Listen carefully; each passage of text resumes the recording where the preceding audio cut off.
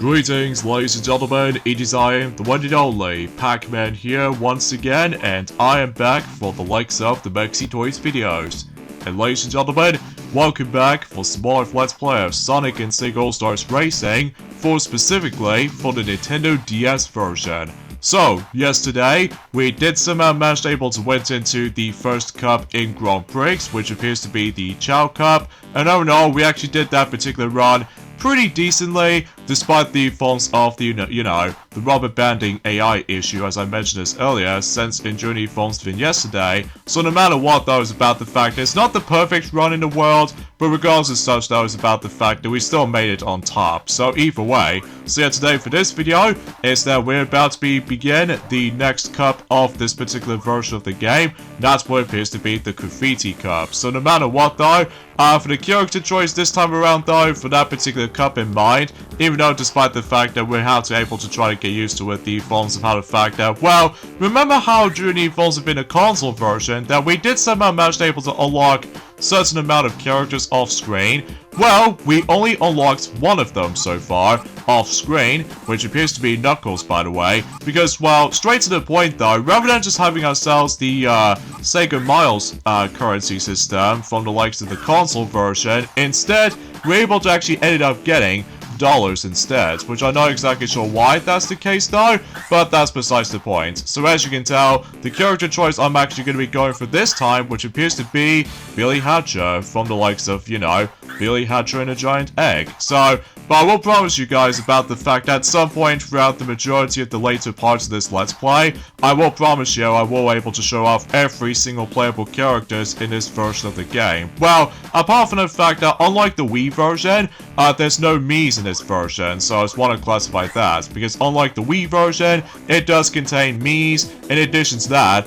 unlike the Xbox 360 version, it does contain avatars, as well as the forms of Banjo and Kazooie, in addition to Metal Sonic as well for its DLC back then, so it applies with the forms of the PlayStation 3 version as well. So anyway, let's get to it with the Graffiti Cup, starting with, of course, the forms of the track based off from Jet Set Radio Future. That's what it appears to be, should be a downtown. Now as you can see from the map of the actual track itself, it looks radically different, doesn't it? Well, mind you, as I said this before, probably because of the handheld's limitations, so no matter what though, there's no massive ramp able to try to utilize with the forms of tricks and stuff like that, and so much to the point for the fact that this particular track is pure and simple. So because of that though, yeah, there's nothing right to hum about. Until specifically, once we make our way to Treetops, they may look like we have to go onto a different order this time. Well, to be more accurate though, when it comes to driving that particular track in mind, which,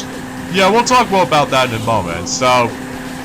anyways, so yeah, a few things I want to talk about this is about the fact that, well, today's date, of course, there is the 6th of April today, in some cases in 2025 today. I almost said August for some reason though, because I keep on thinking something is about to happen during at some point in the next couple of months ahead, so that's besides the point. So yes, today's date is of course the 6th of April, so anyway. So yeah, there are a few things I would like to mention about, is about the fact that I felt so sorry for those of you people who lived in US at the moment, if you really want to be curious able to try to pre-order the Nintendo Switch 2, well, I'm afraid to tell you about the fact that the pre-orders for the Nintendo Switch 2 has officially been delayed in US, probably because of this infamous aspect about the forms of the economy situation, as also worth noting for too is about the fact that it's all thanks to the forms of Donald Trump himself. So because of that though, hard for me to explain things clearly though, well, mind you about the fact I'm still basically waiting for about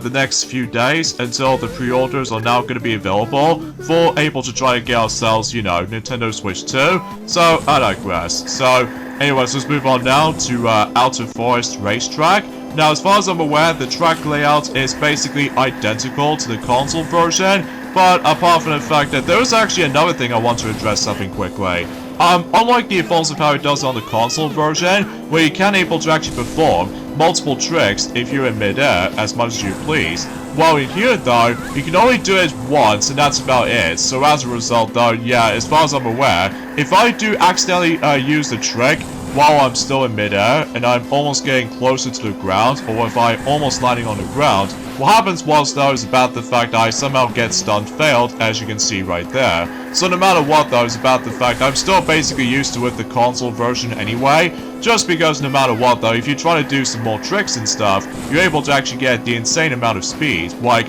either in level 1, level 2, or level 3,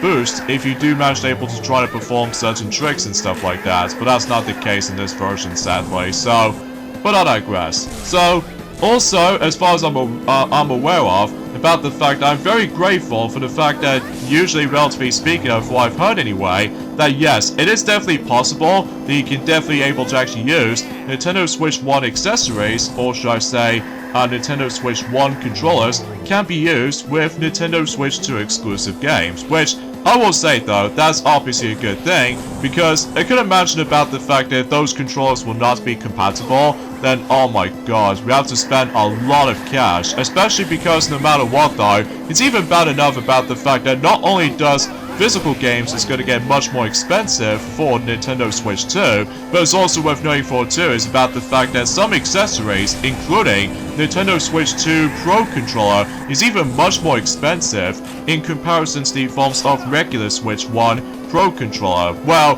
mind you, I might as well still get one anyway, but just one, but that's about it basically when it comes to getting Nintendo Switch 2 Pro Controller, because, well, straight to the point though is about the fact that just to see what really happens if I somehow activate the C button, what I was trying to utilize with the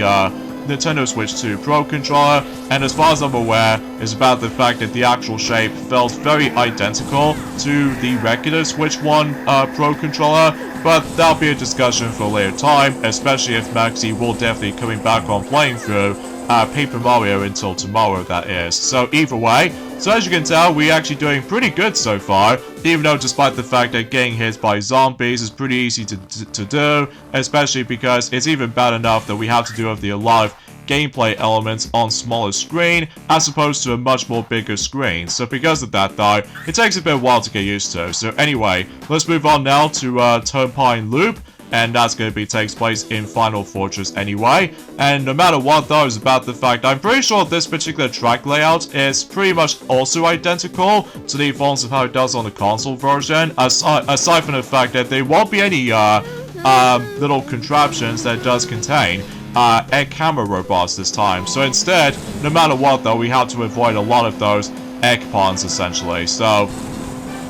and also as far as I'm aware, that unlike the forms of how it does on the console version, which mind you, I did manage to also purchase some soundtracks off screen on the shopping menu, what happens was though is that unlike the console version, before you start the race, basically though, there was actually a cool feature for you to able to choose whatever music you want to choose depending on what environment you go into. In the DS version however though, it's all basically randomly selected, so because of that though, I'm not exactly sure how I feel about it though, because as far as I'm aware, the music track we're going to be hearing right now is obviously based off from the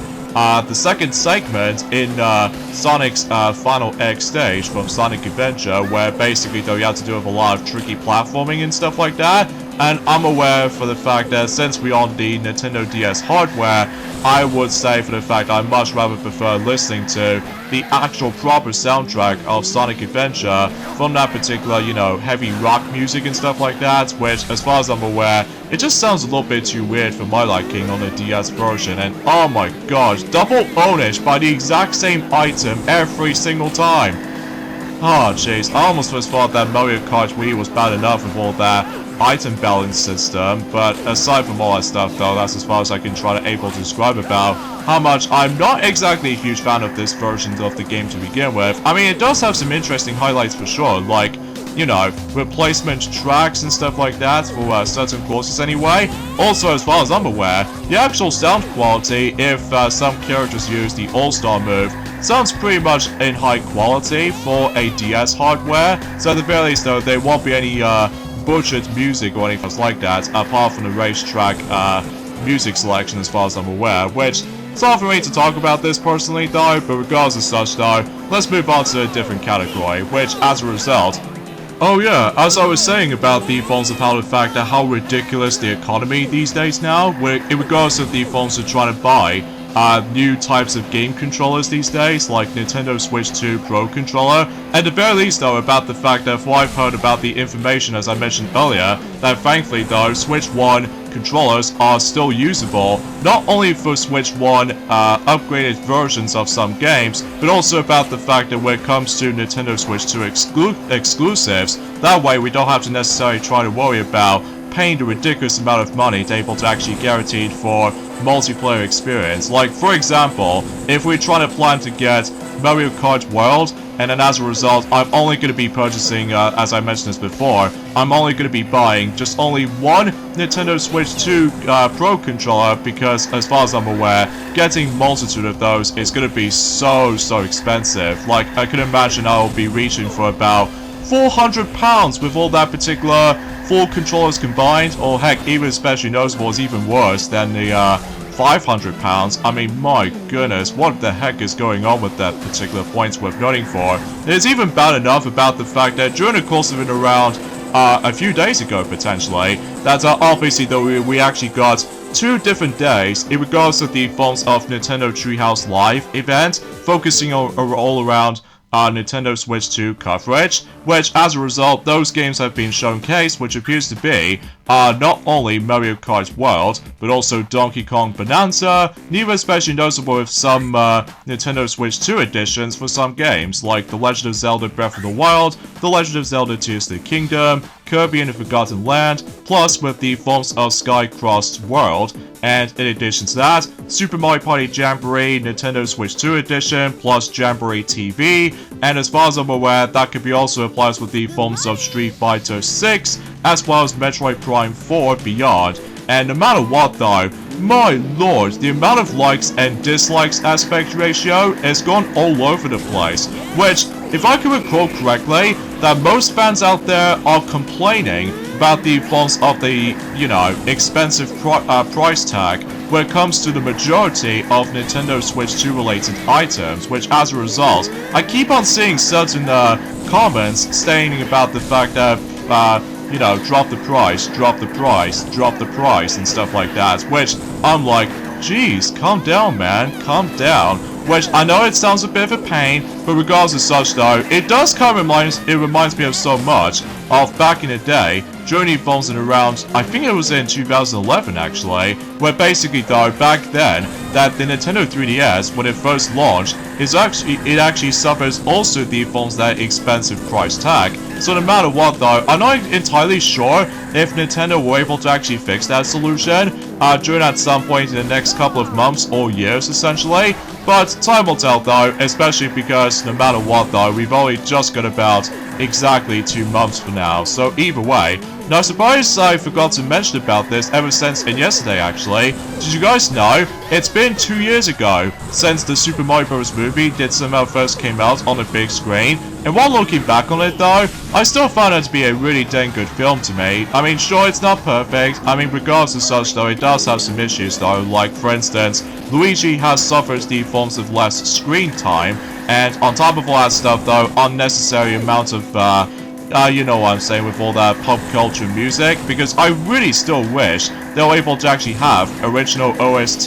based off of the Mario games and stuff like that. I mean, that would be amazing. I mean, let's just hope they'll try to learn that particular mistake, or should I say they'll try to improve that for the second Mario movie at some point until next year, but that's besides the point. So as you can tell, in Treetops Racetrack, as you can tell, we're actually driving a course backwards, which as a result, technically we ended up in the reverse version of the track, even though it's a bit hard to explain, but unfortunately though, we somehow lost because as a result, my goodness, the drifting mechanics still feels a bit off. So as a result though, luckily we actually got, oh my god, I won by 1 point from that victory right there. I mean, my goodness, that almost reminds me of back in the day when Daffy lost by 1 point in one of those missions in Team Sonic Racing. I mean, my goodness, that was very unfortunate back then, in Journey Forms of 2020 of all things. But regardless of such though, we did somehow claim the victory,